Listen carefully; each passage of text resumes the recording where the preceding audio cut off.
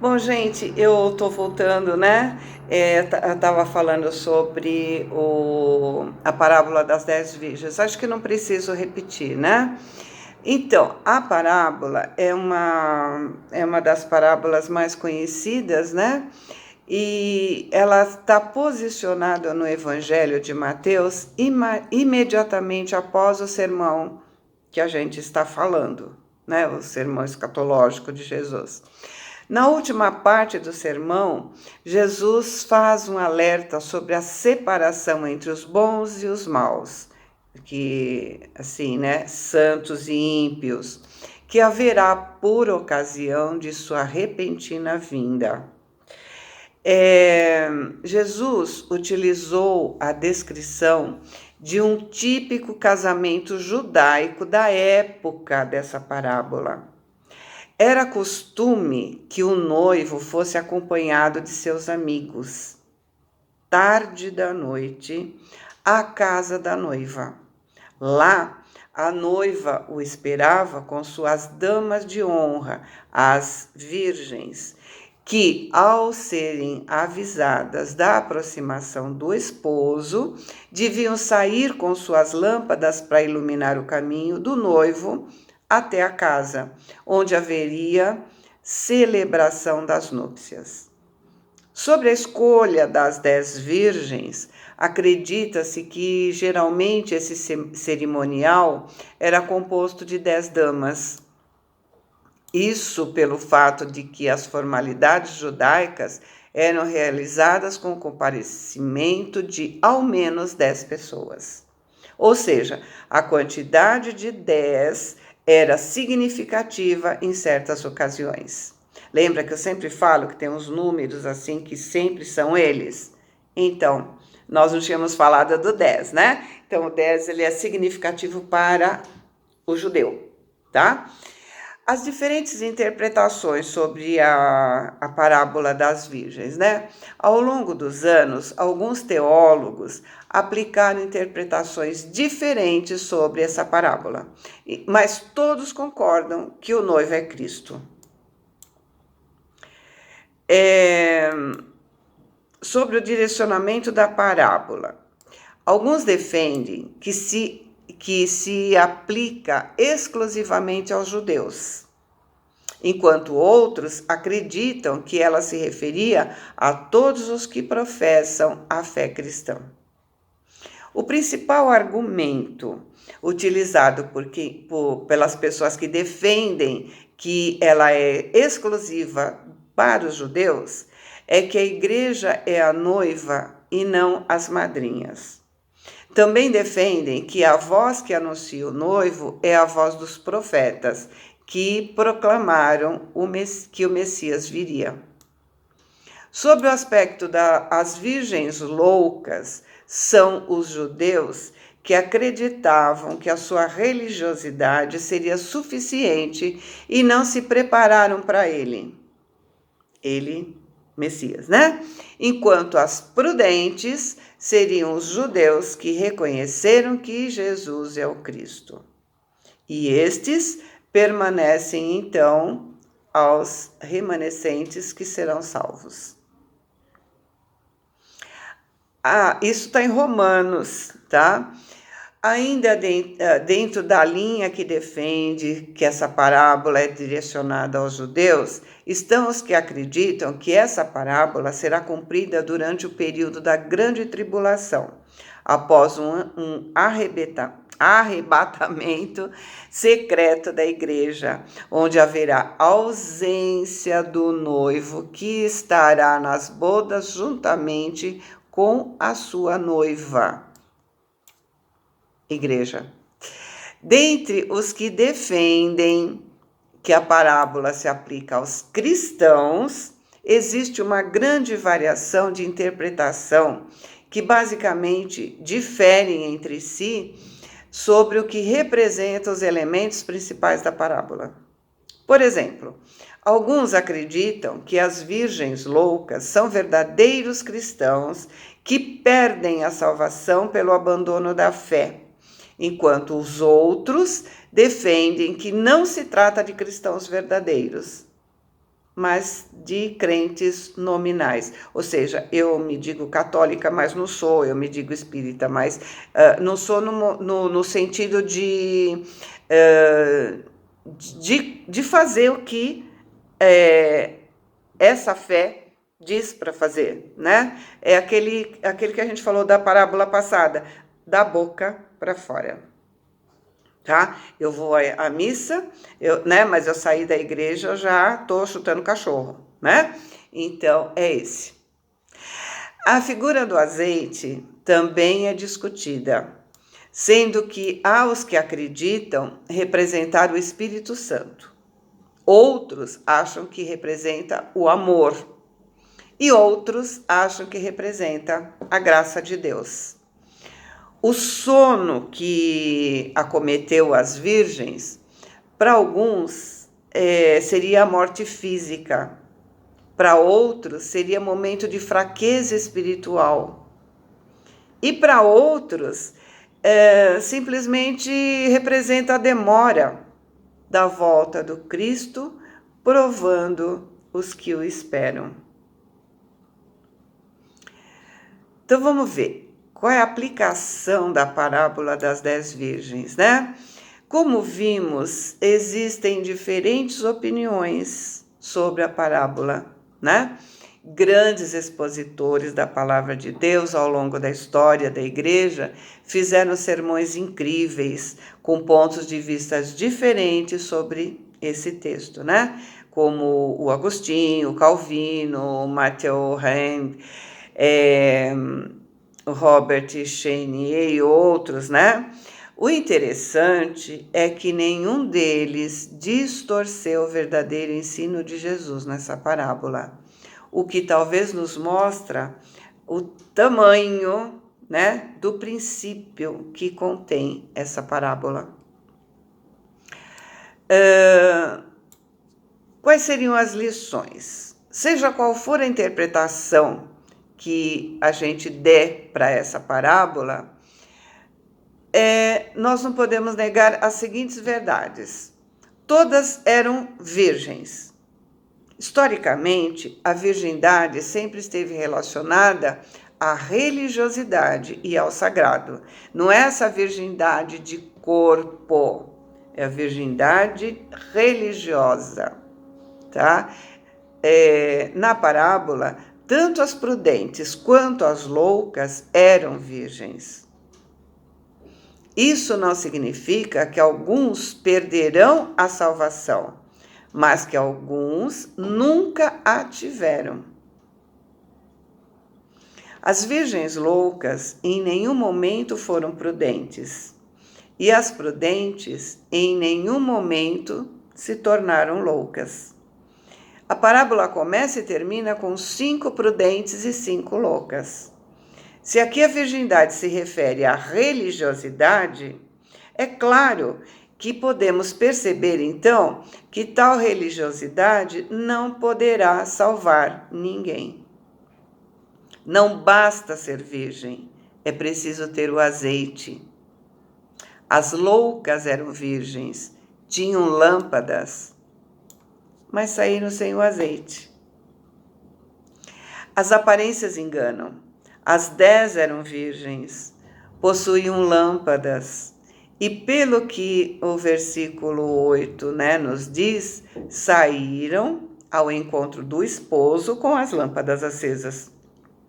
Nesse momento, talvez, fosse praticamente impossível humanamente separá-las, porque aparentemente eram idênticas.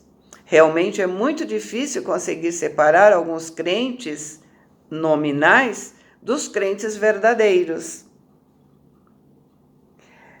Eles frequentam as mesmas igrejas, ouvem os mesmos sermões, cantam os mesmos louvores. Alguns se destacam e acabam fazendo grandes prodígios. Eles oram fervorosamente, pregam eloquentemente, curam doentes, expulsam demônios, dizem levar o nome de Cristo. Eles enganam os homens, mas não enganam a Deus. Curiosamente, a parábola das 10 virgens, Jesus usa praticamente a mesma expressão que ele já havia usado em Mateus. Nunca vos conheci, apartai-vos de mim. Nosso Deus é justo, e naquele dia não haverá intruso. Percebe? As 5 que não entraram, não haverá intruso. As lâmpadas apagaram.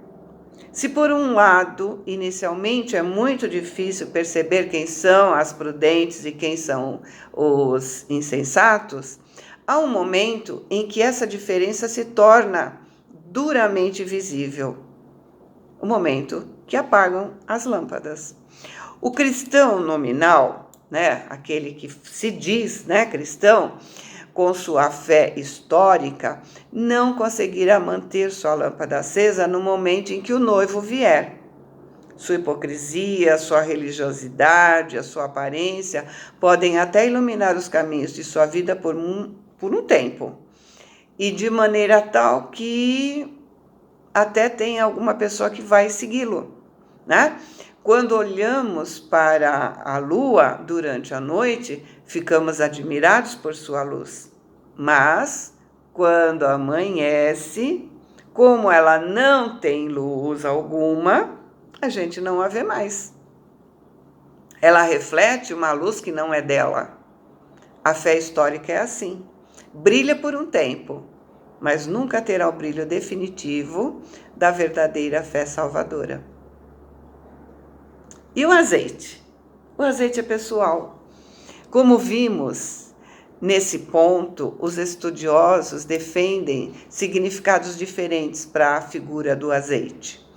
Porém, seja a graça de Deus ou a presença do Espírito Santo, ambos os significados são insubstituíveis, indivisíveis e notórios na vida do verdadeiro salvo em Cristo, Quando a graça de Deus alcança o pecador, ele é regenerado pelo Espírito Santo e passa a conhecer a fé salvadora. Esse azeite não se pode dividir, é pessoal, suficiente apenas para os prudentes. O azeite não pode ser obtido por esforço humano. Talvez as virgens loucas da parábola, não levaram consigo azeite porque acharam que o noivo viria rapidamente. Quando perceberam que o noivo demorou, então, desesperadamente, tentaram comprar o azeite que faltava. A parábola termina com as virgens loucas batendo na porta do noivo e sendo por ele rejeitadas. Pode ser que elas queiram mostrar que se esforçaram para estarem ali, correram para buscar o azeite para que pudesse participar das bodas, mas seus esforços nada puderam fazer por elas. A prudência e a vigilância. Muitos pregadores, de maneira equivocada, pregam apenas que as virgens loucas dormiram, mas as prudentes também dormiram. Como vimos anteriormente, lá na parábola, existem diferentes opiniões sobre a natureza desse sono. Mas uma coisa é certa, O sono não foi sinal de loucura, ou seja, as virgens prudentes não passaram a ser loucas pelo fato delas terem dormido. Isso quer dizer que a prudência não está relacionada ao sono, mas ao fato de ter ou não azeite. Isso é, ser prudente e estar preparado e possuir o azeite.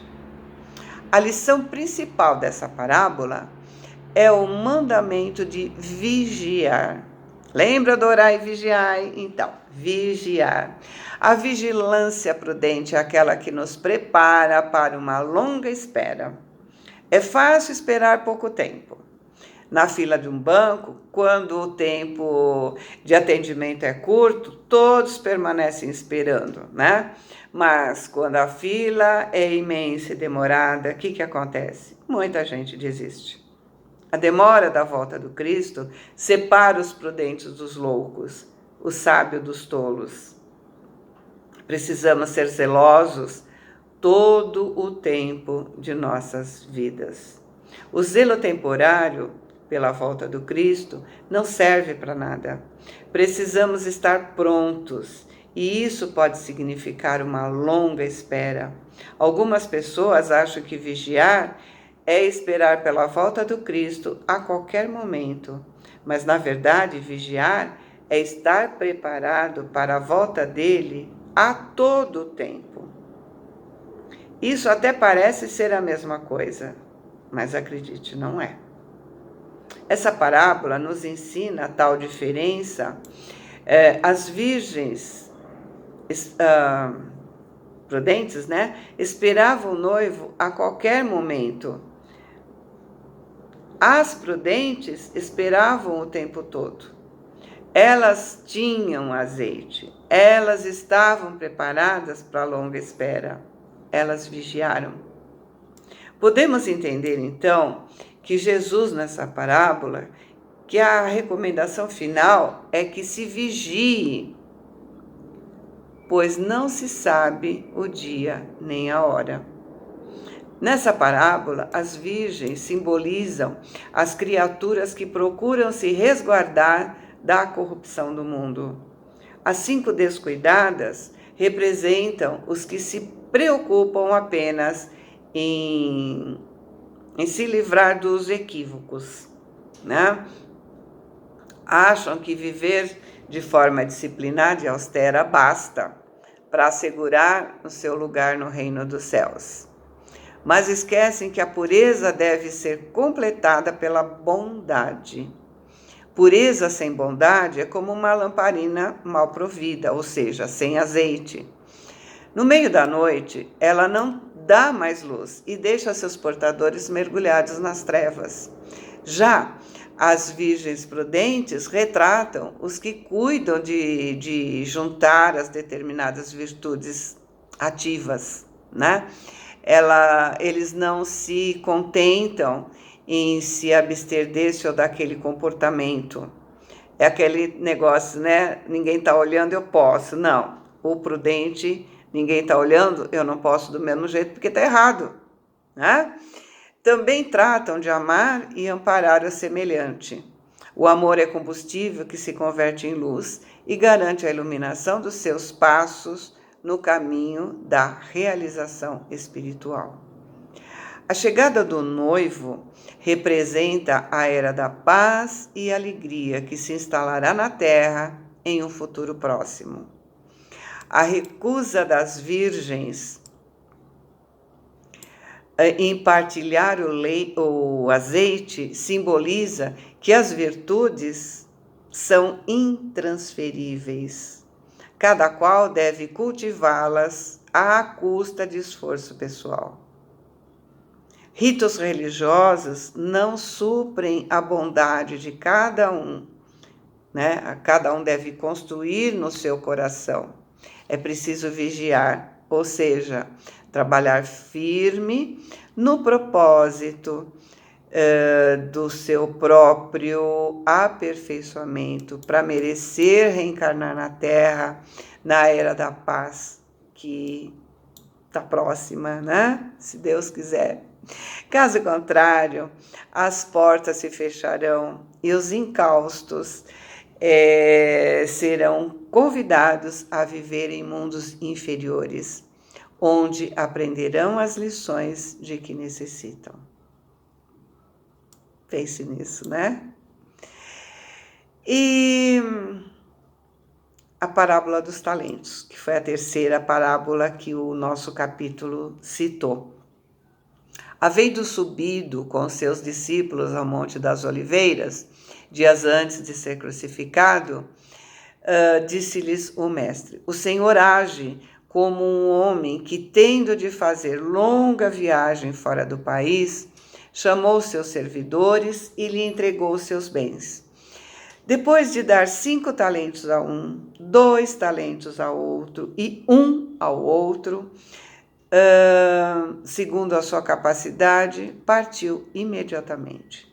Então, o que recebera 5 talentos foi-se, negociou com aquele dinheiro e ganhou outros 5. O que recebera 2, da mesma forma, ganhou outros 2.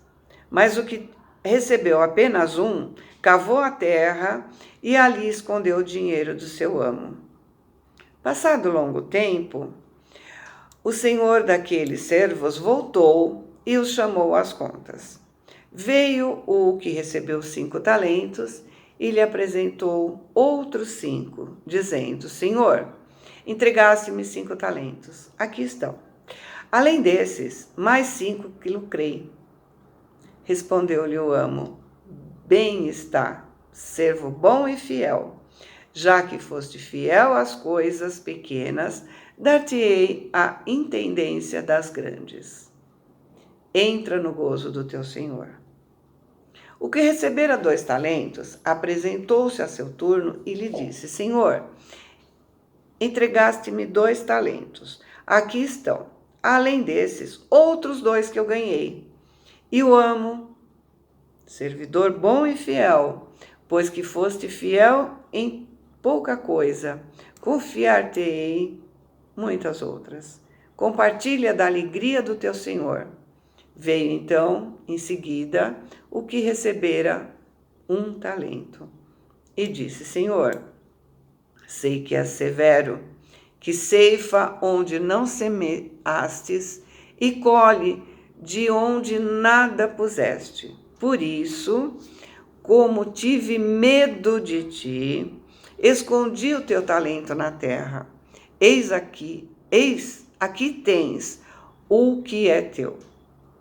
O homem, porém, lhe respondeu: servidor mau e preguiçoso. Se sabias que ceifo onde não semeei e que colho onde nada pus, devias pôr o meu dinheiro nas mãos de banqueiros, a fim de que, regressando, eu retirasse com juros o que me pertence. E prosseguiu: tirem-lhe, pois, o talento que está com ele, e deem-no ao que tem 10 talentos, porquanto dar-se-á a todos os que já têm, e ficarão cumulados de bens. Quanto àquele que nada tem, dir-lhe-á será mesmo o que pareça ter. E seja esse servidor inútil lançado nas trevas exteriores, onde haverá prantos e ranger de dentes. Então vamos tentar interpretar essa parábola, né? A gente viu que o Senhor aí é Deus, os servos somos nós, é a humanidade. Os talentos são os bens e os recursos que a providência nos outorga, né? Para serem empregados em benefício próprio, né? E dos nossos semelhantes. O tempo concedido para a sua movimentação é a nossa existência terrena. A distribuição de talentos em quantidades desiguais, ao contrário do que possa parecer, nada tem de arbitrária nem de injusta. Baseia-se na capacidade de cada um, adquirida antes da presente encarnação, em outras jornadas evolutivas. Os que receberam 5 talentos são espíritos jamais experimentados, mais vividos, que aqui reencarnaram para a missão de repercussão social.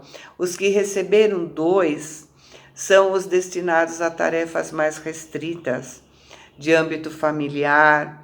Os que receberam 1 e não têm outra responsabilidade senão a de promoverem o progresso espiritual de si mesmos, mediante a aquisição de virtudes que lhe faltam.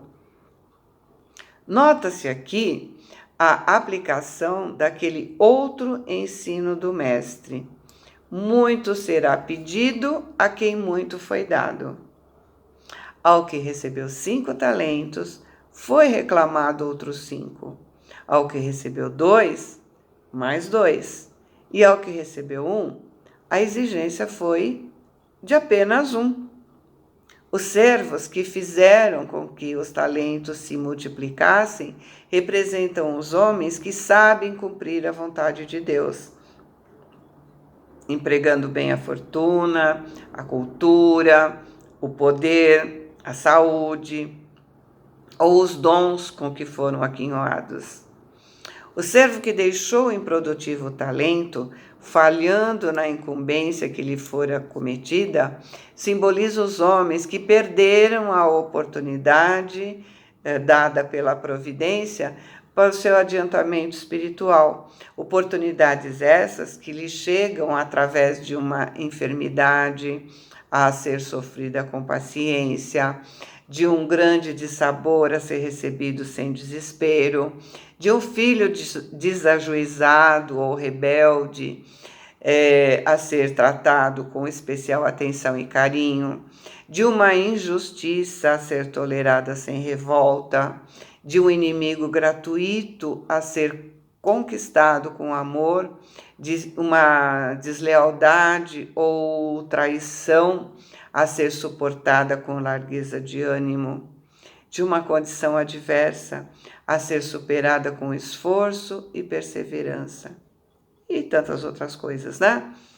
Esse terceiro servo, vemos posto em relevo ao mau hábito de certos homens, que para encobrirem as suas faltas ou justificarem as suas fraquezas, eles não pensam duas vezes em atribuir deméritos puramente imaginários aos outros. Dar-se-á aos outros, aos que têm, e esses ficarão acumulados de bens. Significa que todo aquele que diligencia por corresponder à confiança do Senhor, receberá auxílio e proteção para que possa aumentar as virtudes que já possui. Ao que não tem, será tirado até o que parece ter, e seja esse servidor inútil lançado nas trevas exteriores, onde haverá choro e ranger dos dentes. O que quer dizer isso? Aquele que não se esforçar para acrescentar alguma coisa àquilo que já recebeu, expiará em futuras encarnações de sofrimento. A falta de iniciativa, a inércia, a preguiça, a má vontade que deu provas, quando se verá privado até do pouco que teve por empréstimo. Percebe? Então, os talentos simbolizam os infinitos recursos divinos, disponibilizados pelo Criador Supremo em prol do nosso progresso espiritual. Deus não dá qualidades, mas oferece os meios para o seu desenvolvimento. Se te afeiçoas, assim, aos ideais de aprimoramento e progresso, não te afastes do trabalho que renova, do estudo que aperfeiçoa, do perdão que ilumina, do sacrifício que enobrece e da bondade que santifica. Lembra-te de que o Senhor nos concede tudo aquilo que necessitamos para comungar-lhe a glória divina. Mas não te esqueças de que as dádivas do Criador se fixam nos seres da criação, conforme a capacidade de cada um.